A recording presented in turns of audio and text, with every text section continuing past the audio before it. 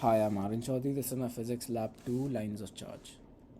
So, introduction. In this experiment, I would compare the point charge model in Lab 1 with the line charge model in this lab and compare the two.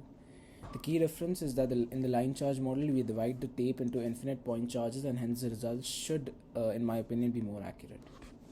Some of the key ideas in the experiment are as follows. Law of superposition, since we'll be adding up the individual forces from each point charge.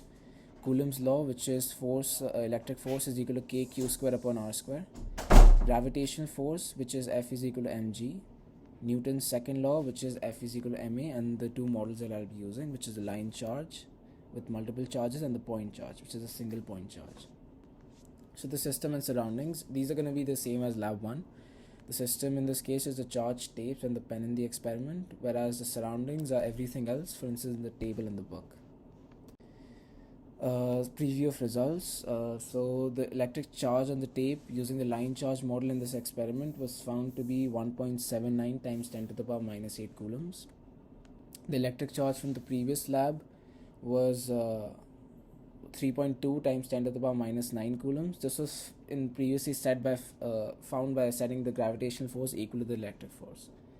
And the electric force on the charge was found out to be 1.9739 times 10 to the power minus 3, which we'll see later in the closed grip model. So the procedure from Lab 1, it's the same as Lab 1. So in order to make the U-tape, I folded one tape slightly on one end so I could hold on to it. The length of the tape I measured was 20 centimeters. And to charge it, I placed it on top of the table and stuck another tape on top of that. Then I pulled it off very quickly to make it charged. The image below illustrates the process. So the experiment procedure from Lab 1. So I tried balancing the U-tape on top of the another as shown in the image provided. Then I measured, as it was suspended in the air, the second tape, I measured the distance between the two tapes in meter. Now since I have the distance between the two rods, and I know the force of gravity is equal to the force of electric force, since the tape isn't moving, therefore the net force is 0. I was able to use this equation to find Q, which we can see in this slide. So the following is the data that I collected. So mass, length, width and separation are as follows. And since the F grav is equal to F electric, I was able to find Q, which was from Lab 1, which is 3.2 times 10 to the power minus 9. In this experiment, however, with the line model, Q was found out to be 1.79 times 10 to the power minus 8 coulombs. So these are the other results from Lab 1, which includes the area of the tape, the total number of atoms in the U-tape, and the ratio of electrons to atoms, which are as follows. Some of the key assumptions I made was air resistance was ignored firstly, and both the U-tapes have the same charge. That's also I assumed. And another thing I assumed was that the charge is distributed equally across the length of tape. This is the glow strip code. So the first function that we see calculates the electric field. The second function defines the line charges and the magnitude of each point on the line model.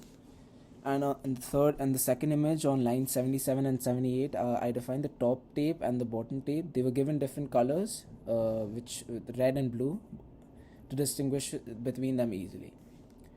Lastly, this code allowed us to calculate the differential charge in the top and the bottom tape. This was done using nested loops, as you can see. Finally, the results. So the electric force and the gravitational force, which are equal, they came out to be 1.9739 times 10 to the power minus 3 newtons, and therefore Q was found out to be 1.79 times 10 to the power minus 8, since this was the magnitude of charge that caused the electric force to equal the gravitational force on the tape. Another thing to know, this value of Q from the value of Q from Lab 1 was 17.877% of the value found in this experiment using the line charge model. So the conclusion, what if question. So if I had modeled comparing the estimated value of the charge using the point charge and the value with the line charge. So these are the different values that I got. With the point charge, it was 3.2 times 10 to the power minus 9, and with the line charge, it was 1.79 times 10 to the power minus 8. So as discussed before, this is the value of Q in the point charge model was 17.8% of the value from the line charge in this experiment. Why do these estimates differ, and which value is likely to be the closer value? these estimates differ because of the different models used in the experiment, and I believe that the line charge model is a bit more accurate, since it not only accounts for the total magnitude of the charge but also the distribution of the charge across the length. And since it uses very small step sizes, it better replicates the real life. Thank you.